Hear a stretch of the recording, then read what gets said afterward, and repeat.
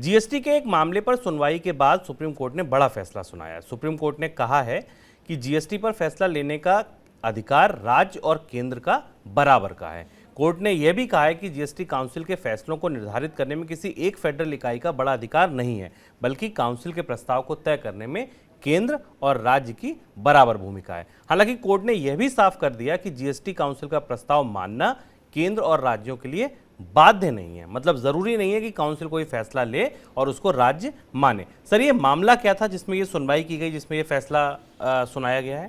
शुभम, ये तमाम घटनाक्रमों के बीच ये खबर भारत में जो सुप्रीम कोर्ट से मिली और सुप्रीम कोर्ट ने जो आदेश दिया वो जीएसटी के पूरे ढांचे के लिए भारतीय फेडरल स्ट्रक्चर में केंद्र और राज्य के बीच टैक्स लगाने के अधिकारों को लेकर बड़ा क्रांतिकारी फैसला, और इसके कई सारे बड़े गहरे आयाम हैं जिन्हें हम समझने की कोशिश करेंगे।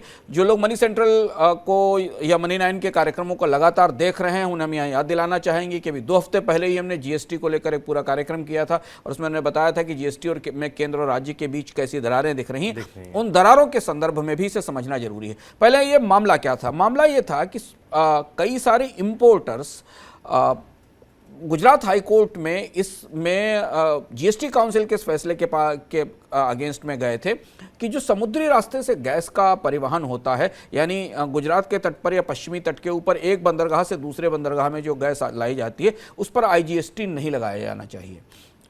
गुजरात हाई कोर्ट ने यह कहा था कि समुद्री गैस परिवहन पर आईजीएसटी लगाने का जीएसटी काउंसिल का फैसला सही नहीं है और वो गलत है। उसके खिलाफ केंद्र सरकार सुप्रीम कोर्ट में गई थी और केंद्र सरकार ने जीएसटी काउंसिल का पक्ष रखते हुए कहा था कि केंद्र सरकार का और जीएसटी काउंसिल का हक है कि वो जहां चाहे वहां टैक्स लगा सकती है। ये था फैसला। इस फैसले पर सुप्रीम कोर्ट ने आज बहुत स्पष्ट रूप से उस पूरी बहस को नए सिरे से खड़ा करने की कोशिश की है जो जीएसटी के साथ कहीं दब गई थी। और यह माना जा रहा था कि केंद्र और राज्य सरकारों में से राज्य सरकारों ने अपने टैक्स लगाने के सारे अधिकार जीएसटी काउंसिल को सौंप दिए हैं। और इस फैसले में जो 2-3 महत्वपूर्ण चीजें निकल कर आई हैं जिनका असर हमें जीएसटी के भविष्य पर दिखाई देगा, वो सबसे महत्वपूर्ण बात यह कि जीएसटी केंद्र और राज्य दोनों का साझा कानून है। दोनों लेजिस्लेट कर सकते हैं, यानी अगर कोई राज्य सरकार चाहे तो अपने यहां जीएसटी में बदलाव में परिवर्तन का कानून बना सकती है। इसका मतलब एक निकाला जा सकता है। और दूसरी महत्वपूर्ण चीज है कि जीएसटी काउंसिल जिसके फैसले, ये कहा गया कि जीएसटी काउंसिल सहमति के आधार पर फैसला लेती है, लेकिन जीएसटी काउंसिल का कोई फैसला राज्यों पर एक सीमा से अधिक बाध्य नहीं होगा।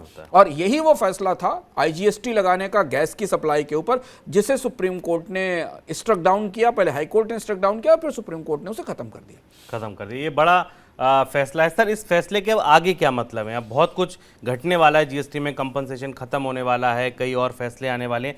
ऐसे में सुप्रीम कोर्ट के इस फैसले की अगर रोशनी में हम देखें तो आपको क्या लगता है इस फैसले के क्या मायने हैं? इस फैसले का असर हमें जीएसटी की व्याख्या पर, जीएसटी काउंसिल की व्याख्या पर, जीएसटी की रोशनी में जो फेडरल टैक्स स्ट्रक्चर बना था उसकी व्याख्या में परिवर्तन के तौर पर दिखाई देगा। अगर इसे राजनीतिक नजरिए से देखा जाए तो जीएसटी काउंसिल में गहरी असहमतियां बन चुकी हैं। कई फैसलों पर हमने तीखी तकरार देखी है।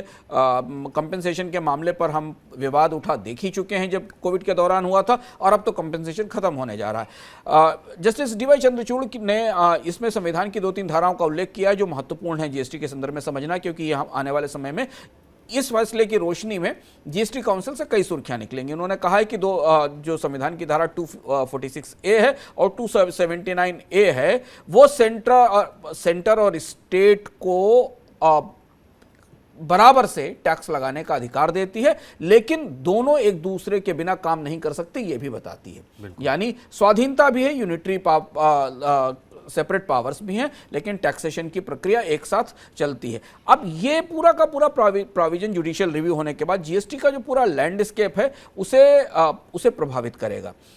और यहां से जीएसटी काउंसिल की भूमिका पर केंद्र सरकार को जीएसटी काउंसिल को एक स्पष्टीकरण देना होगा, क्योंकि जीएसटी काउंसिल के बारे में सुप्रीम कोर्ट ने जिस शब्द का इस्तेमाल किया वह कहा है कि ओनली परसुएसिव वैल्यू है, यानी काउंसिल की वैल्यू केवल इतनी है कि वो परसुएट कर सकती है राज्यों को कोई बदलाव लागू करने के लिए, उन्हें बाध्य नहीं कर सकती। अब ऐसी स्थिति में मान लीजिए अगर कोई राज्य जीएसटी काउंसिल के हिसाब से टैक्स दरें नहीं माने या अपनी टैक्स दरें तय करने की कोशिश करे या बदलाव करे, तो जीएसटी का जो अनुशासन है उसका क्या होगा? अब ये चीज़ हमें जीएसटी काउंसिल की अगली बैठक के बीच में समझ में आएगी, लेकिन कहीं ना कहीं जीएसटी को लेकर केंद्र और राज्य के अधिकारों के बीच जो कन्फ्यूजन था, जो भ्रम था, वो इससे अब दूर होता दिखाई दे रहा है। और इस भ्रम के साथ साथ सुप्रीम कोर्ट ने बहस का एक नया मुद्दा दे दिया, और ये जो दरार है जो जून के बाद हम देख रहे थे, अंशुमान जी ने पूरा डिस्कस भी किया था अपने एक शो में कि कैसे ये दरारें बड़ी हो सकती हैं, कैसे बखेड़ा खड़ा हो सकता है, उसको नई हवा देती है, कह सकते हैं। और वो विवाद अब चूंकि जब केंद्र सरकार की तरफ